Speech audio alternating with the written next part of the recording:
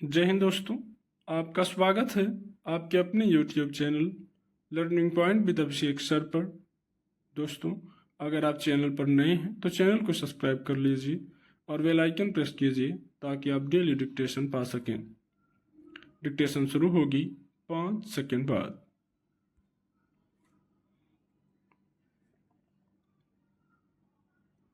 पिछले कुछ दशक से पारिस्थितिकी संतुलन के संदर्भ में समूचे जीव जगत के संरक्षण पर खूब बातें होती रही हैं, मगर इस तरह की बातों का कोई ठोस हासिल तभी है जब जमीनी स्तर पर व्यावहारिक कदम उठाए जाएं और उसी के मुताबिक नीतिगत स्तर पर नए पहल किए जाएं। मसलन धरती की आबो हवा बिगड़ने की चुनौतियों के समांतर जैव विविधता और उसके संरक्षण के मसले पर अगर ध्यान दिया जाए तो दुनिया में पारिस्थितिकी से जुड़ी मुश्किलों को भी कुछ कम किया जा सकता है। इस लिहाज से भारत जीव जंतुओं की विभिन्न प्रजातियों का दस्तावेजीकरण करने वाला पहला देश बन गया है। इसमें 1,04,061 प्रजातियों को शामिल किया गया है। यह सूची जीव प्रजातियों पर सबसे पहला व्यापक दस्तावेज है।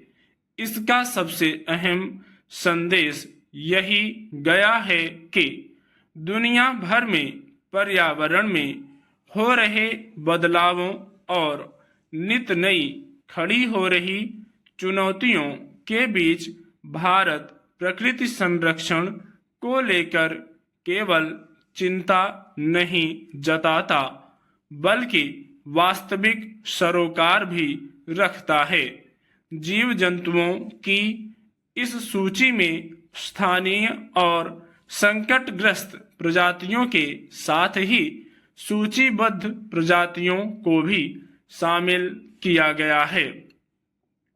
जलवायु परिवर्तन, मानवीय गतिविधियों और जीवन शैली की वजह से दुनिया भर में कई जीवों का अस्तित्व खत्म हो गया या फिर वे विलुप्त होने के कगार पर हैं, जबकि धरती पर जीवधारियों का होना या जैव विविधता पारिस्थितिकी संतुलन के लिहाज से अनिवार्य है।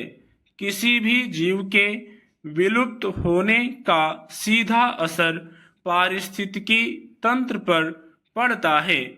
इस तरह की सूची बनाने का फायदा यह होगा कि इसके जरिए जीव जंतुओं का सर्वेक्षण करके उनके लिए भरोसेमंद संरक्षण का इंतजाम और पर्यावरण से संबंधित सूचनाएं तैयार करने में सहायता मिलेगी। साथ ही पक्षियों की संख्या में आ रहे बदलाव उन पर स्थानीय, क्षेत्रीय और महाद्वीपीय स्तर पर मौसम और भूपारिस्थितिकी के असर का आकलन भी किया जा सकता है।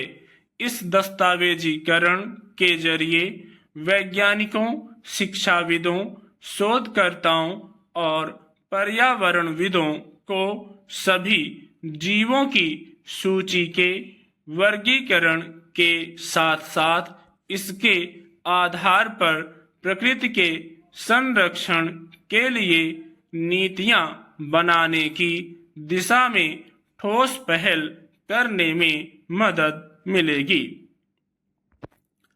दरअसल यह एक जीवन दर्शन है जिसके सहारे हमें सभी के साथ उदार और समझदार बनने में मदद मिलती है।